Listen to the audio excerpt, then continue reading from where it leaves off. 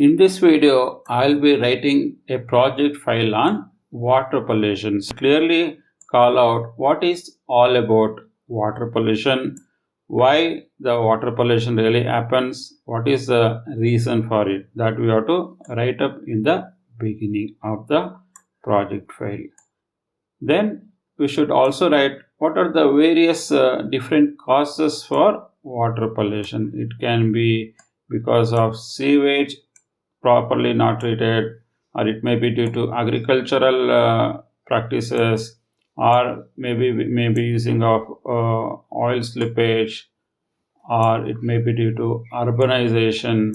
These are the some of the causes for water pollution.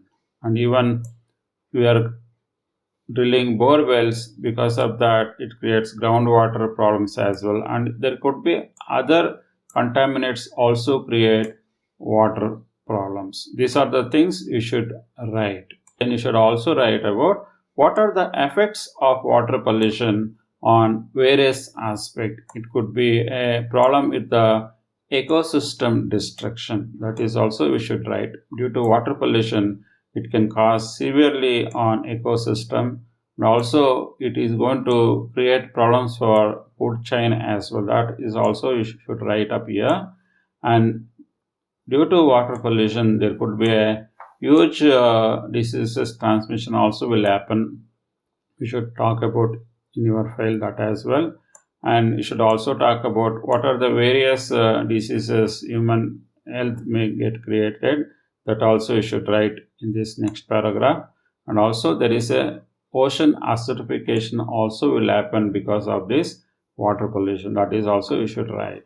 Next paragraph you should also write about water pollution prevention and its control. How we can prevent as well as controlling the water pollution. The water pollution can be controlled or prevented in this way.